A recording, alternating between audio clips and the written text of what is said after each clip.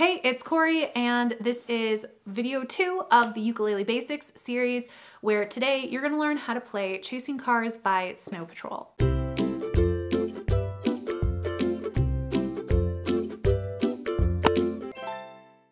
So in the last video, you learned the basic chords you're going to need. So if you're not familiar with the C major, F major chord, and G major chord, go back to the first video, practice them, and then come back to this one. First thing you want to do before starting to play any song, unless your goal is to work on your sight reading skills, is you want to just be very familiar with the song in addition to its overall form and structure. This song follows a pretty standard verse, chorus, structure. There is technically a bridge, but it's actually more just a reprise of a verse, but we'll call it a bridge just to break it up in terms of looking at it of how we can actually learn these different sections. So today we're going to be focusing on looking at what a verse looks and sounds like in this song, and then also what the chorus looks and sounds like in this song. In our verse, typically we're going to be doing a finger picking pattern, which we'll come back to when we are actually playing the song. But mostly, I want you to take a look at how the verse uses a general progression. A general progression is when the chords or the harmony in the song has a repetitive pattern, and after you go through a certain pattern, it is then going to repeat. So as you can see in our verse section, our general progression or our pattern for the verse is going to be G major, followed by F major, followed by C major. Now, taking that same idea of looking for the patterns and the general progression, let's apply that to our chorus section. For our chorus, the general structure is going to start with a C major chord, then go to the G, and then go back to the F chord, and then end on a C major chord. For any part we go to a chorus, that's going to be our general progression. As you can see, our bridge is essentially the same kind of structure and general progression as our verse. It's just shorter. So that is the overall form. It's going to start with just a really quick intro on a C major chord, then go into a verse, a short chorus, then a verse 2, then our first full chorus, followed by our little bitty bridge, and then a longer chorus to end out the song. Again, this is valuable because you should take that form and apply it to your practice. For practicing this song, because you know it's mostly a verse and mostly chorus, that's really all you need to practice from the get-go. So don't start at the beginning of the song and then just try to play it all the way through. Instead, look at those sections and try to think of what areas do I need to think about transition? What areas do I need to think about when I'm changing a strumming pattern or a picking pattern? And what areas might be a little trickier for me to make note of so that when you're approaching your practice, you're not going to just potentially be reinforcing like bad habits or mistakes that you make. Let's kind of break down that first verse section so I can show you a little bit of how you're going to want to approach this song. This song is going to start out with a really simple picking pattern where we're just going to be picking on the subdivision on strings 4 and 1. But when I mean the subdivision, I mean the general pulse of the music. The tempo of this song is going to be 105 beats per minute. So if I get out my metronome, which everybody should be using, I'm just using the Metro Timer one. I'm going to set that for 105 beats per minute. This is what that sounds like. So that 1, 2, 3, 4, 1, 2, 3, 4. That's our tempo. That tempo represents the beat count. We're actually going to be using the subdivision for our picking today. So that's going to be represented with 1 and 2 and 3 and 4 and. So again, you have the beat 1 and 2 and 3 and 4 and. Did you hear how every time I said and, which is how we count a further division of a single beat, it was in between every like click, click, click, click of the metronome. That's what the subdivision is. So when we play that on the uke, again, just alternating between strings 4 and 1, it's going to sound like this starting on a C major chord. I'm going to take my first string, which is string 4. I'm going to play that with my thumb, and I'm going to play my first string with my pointer finger, and I'm just going to pluck 1 and 2 and 3 and 4 and. Now start this slower. I would recommend taking a pulse of like 80 beats per minute to start. So it's still decently fast, but again, this is the beat. So our subdivision is 1 and 2 and 3 and 4 and 1 and 2 and 3 and 4 and. With the ukulele, it would sound like this, playing again, just alternating between strings 4 and 1. 1, 2, here we go, and 1 and 2 and 3 and 4 and 1 and 2 and 3 and 4 and 1 and 2 and 3 and 4 and 1 and 2 and 3 and 4. And after getting really used to that, then you can bump it back up to 105 and try it there, but it's always going to be easier to increase the tempo rather than to bring your tempo down. So always start slower than you need. If 80 beats per minute is still too fast, slow it down even more. Just make sure when you're counting with that subdivision, the and needs to fall directly between the two numbered beats. You counted out the beats. We had the 8 beats of just intro, then we had an additional 4 to work our way into the scene. Then we started playing and there were 4 beats still on that C. Then every chord for the G and the F, we played for 8 beats while still singing, and then we came back to the C where we played essentially for another 12 beats with playing for the 8 that chord was going to get, and then the 4 leading into the singing. What I'm gonna do now is taking that idea, because we're just repeating, I'm going to apply it to the entire intro and verse. Again, we're just focusing on verse 1 at 80 beats per minute. Really internalize that beat. Think to yourself before playing, da, da, da, da, da, da, da, da. That's the subdivision. 1, 2, here we go, and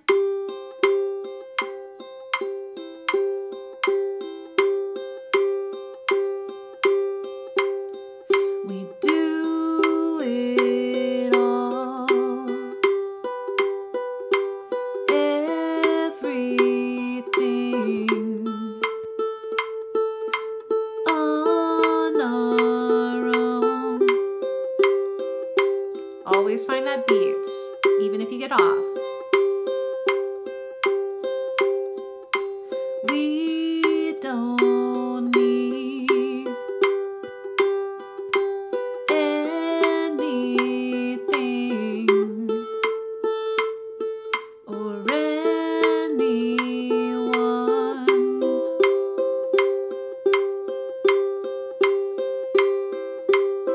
And that brings us through the first verse. Let's now move to the chorus. Now what's great about this chorus is we're actually gonna switch it up and not do any picking anymore and just do the down strums, playing it on 80 beats per minute on the subdivision, but just on the chorus. So again, you're playing each of these chords for 8 beats each, except for that last C where you go into the verse. So you're gonna be playing that last C for 8 beats and then 4 beats to guide you into that next G. So essentially you're playing for 12. 1, 2, here we go, and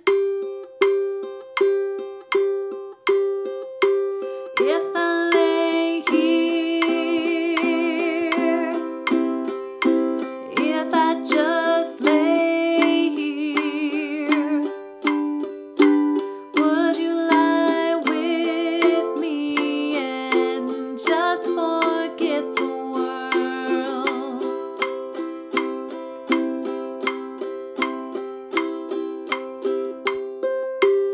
And then you go right back into that picking pattern. For verse 2, we are doing everything the same that we did in verse 1, just changing the lyrics. Then we have the bridge section, and the bridge section is literally the same as the verse 1 section, so there's not really anything you need to change with this. The only thing that's going to be different than what we've already learned is when we get to that last chorus, you're going to repeat over and over again with the general progression. You're going to get to the very end of the last chorus, and when you get to the "Would you lie with me and just forget the world," have a single down strum. I also slowed down my tempo a little bit at the end there just to reflect the fact that the song is ending. That's a really good way that you can have a very simple thing of just slowing down your tempo in a very gradual and steady way to signal the end of the tune. What you can also do is you can go back to the verse playing with that picking. You're just going to switch from playing on the subdivision on a downstroke to when you get to the here, you're gonna have that transition of if I lay here, if I just lay here, would you lie with me and just forget have that end strum, but you're slowing down gradually. With all of that, we're at a point where we're ready to put it together for our first play along. Now, when you do this, don't expect that it has to be perfect. However, what I do encourage you to do is don't stop. I'm gonna keep the tempo going here. It's gonna be at 80 beats per minute. And then what you can do is if you get through that, you're able to play, you're able to keep it going, then slowly start bumping your tempo. Practice everything that we just did, just with the new tempo, okay? You have to go from like square one again, practice it on the chord changes at the new tempo, then introduce the picking pattern at the new tempo, then do the strumming on the subdivision at the new tempo, and then finally you can do a play along again at that concert tempo of 105. But I'd go up in like 10 increments rather than going fully from like 80 to 105 because it's gonna feel a little bit, fast if you do that. You also might notice that it's more difficult to sing and play when you get to those faster tempos. If that's the case, practice it at the slower tempo. You don't have to take it as fast as Snow Patrol does. That's okay. You're still learning, you're still working on it, but just take it slow and steady. Let's give it a full play along and let's see how you do. 80 beats per minute. Get your hand in position with that C major chord. Again, our intro and verses picking, our choruses strumming. 1, 2, here you go, and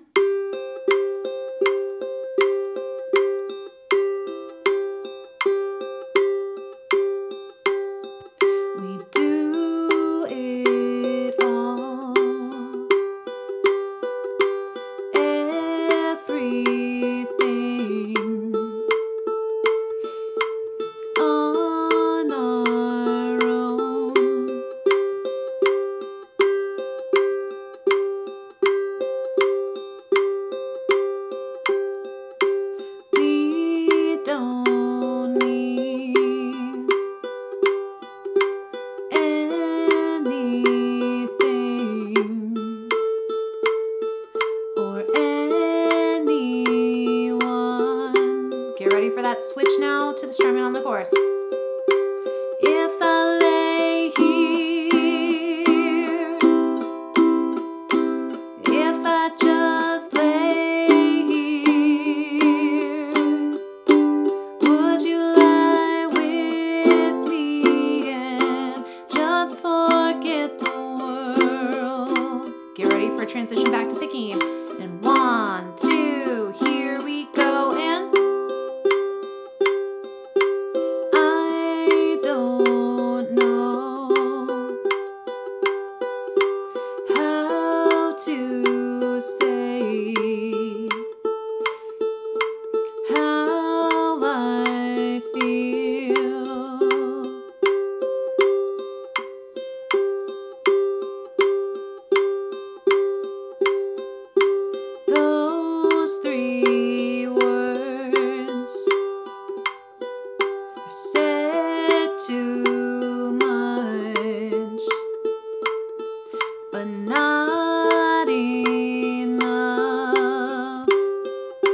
for transition again.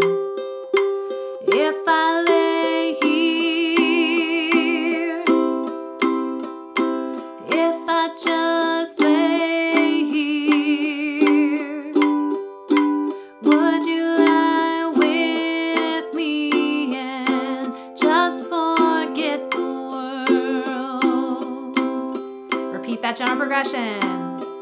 Forget what we're told.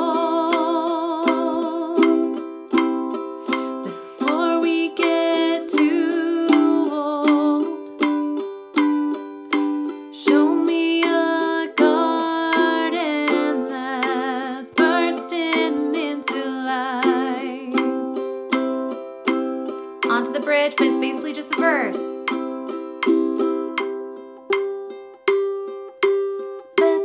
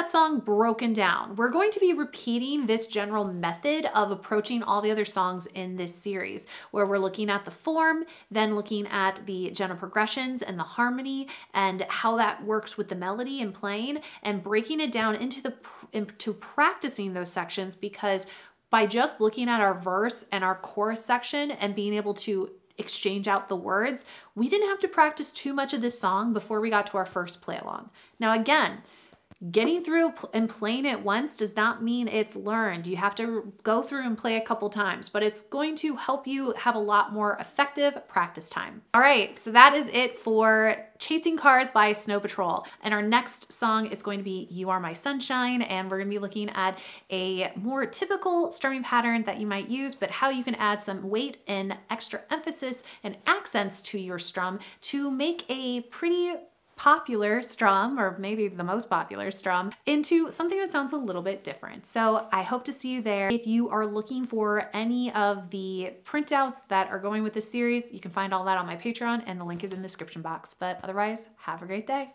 Bye.